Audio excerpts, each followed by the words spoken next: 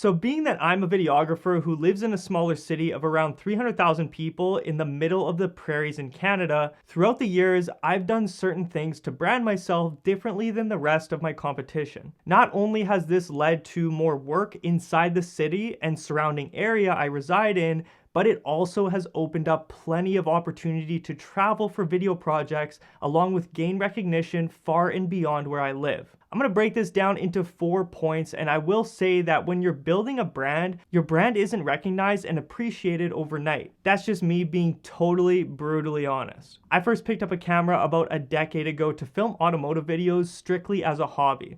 I say strictly because back then, when I was around 19 years old, I didn't have a mentor to tell me, hey, you can charge real money for your time and make this whole video thing a full-time career. Okay, so first up, we have our brand aesthetic on social media. While physical business cards are handy to have when you're out in public, the new age business card is your Instagram page. So when it comes to your Instagram feed, I personally think it's important that you're taking into consideration the photos you're posting to your main feed along with the cover photos of the videos you post. Make them clean and let them stand out. I've always tended to make sure that my profile image on my gram is a clear photo of my face along with me holding a camera. When it comes to the bios, I've always liked placing my company name at the very top along with the word videographer.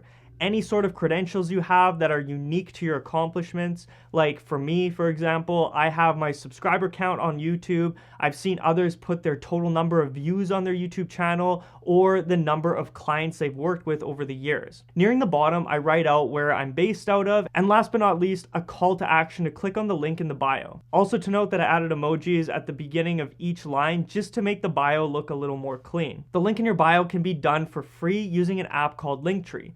Personally, I like to support other like-minded creatives in the videography field, so I had to give Jacob Owens of the Buff Nerds Media's new link in bio app called amap.to a go. In my opinion, the customization options this link in bio app offers far surpasses the aesthetic of a boring Linktree landing page.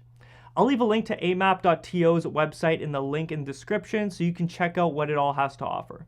Today's video is sponsored by Epidemic Sound. I've been using Epidemic Sound for 6 years, whether it's for paid client video work or my YouTube content. My favorite feature Epidemic has to offer is their AI video upload song matching tool. Simply upload test footage of a project you're working on to Epidemic Sound, and their AI platform will spit out a long list of songs that match the vibe and pace of your video, saving you hours of finding royalty-free music that fits the vibe of your visuals. Not only do you get a library of thousands of royalty-free music, but you also get access to thousands of realistic sound effects. Click the link below to get a free 30-day trial to Epidemic Sound that can be canceled at any time. No commitment necessary. Now let's get back to the video. Okay, so taking a step away from online branding for a second, let's chat about pro bono work for nonprofit organizations. Every quarter of the year, I tend to film one video 100% free of charge for nonprofit organizations.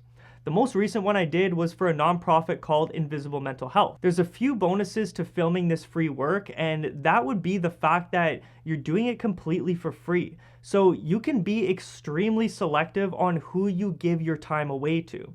For me, I really love the initiative of Invisible Mental Health, so I popped into their recent event for a few hours to capture content and create a recap video of the event. Not to mention, a lot of the times they will acknowledge you for the work that you do for them, whether it's online by tagging you in their video posts that you created, or simply shouting you out to the crowd that's at the event and giving you a sponsor label. Either or is great for business, and these pro bono videos can actually open up paid work down the road. It's actually almost a guarantee. I say that it's almost a guarantee because this is actually something I learned that was super important to do while I worked a 9-to-5 job at a local marketing agency. The amount of free video, photo, or logo design work that this company did for free to get their name out there in the community was insane. However, that free work did not go unnoticed. Many times, the first free pro bono project the marketing agency would do for a nonprofit, the nonprofit ended up finding budget for this marketing agency to create video and photo content for them down the road. Or the nonprofit would put a good word in for this marketing agency to businesses who are seeking videographers and photography work. Pro bono work for nonprofits that I actually care about and find interesting is something I honestly need to start doing a little more of going into the new year. Be unorthodox. Yes, this is my third point. Be different than everyone else in your local area. I know that it's super difficult to be different in a saturated market these days as creatives, and it's just more difficult than ever to be different and stand out from the noise, but if I did it, so can you. For me, outside of the videography work that I do for local businesses, I took a much more unorthodox approach than other locals in my area who also film videos. This includes YouTubing, creating educational filmmaking content,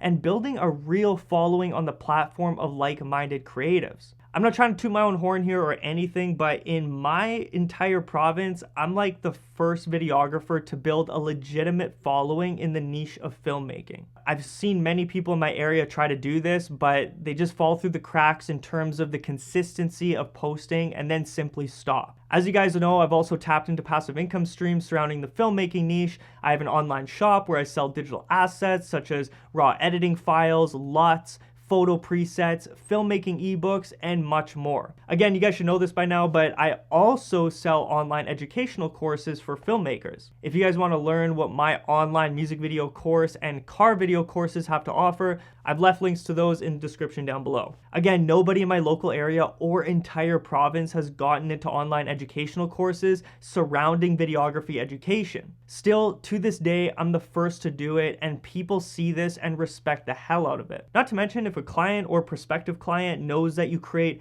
educational filmmaking content and educating other filmmakers on the filmmaking niche, that almost gives your clients or prospective clients that feeling of, okay, well, they're literally teaching other people how to do this.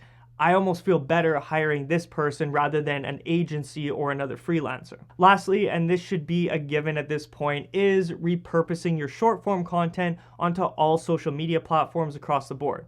By doing this, you don't strap yourself to posting to just one social platform, which is most commonly, for most people, Instagram.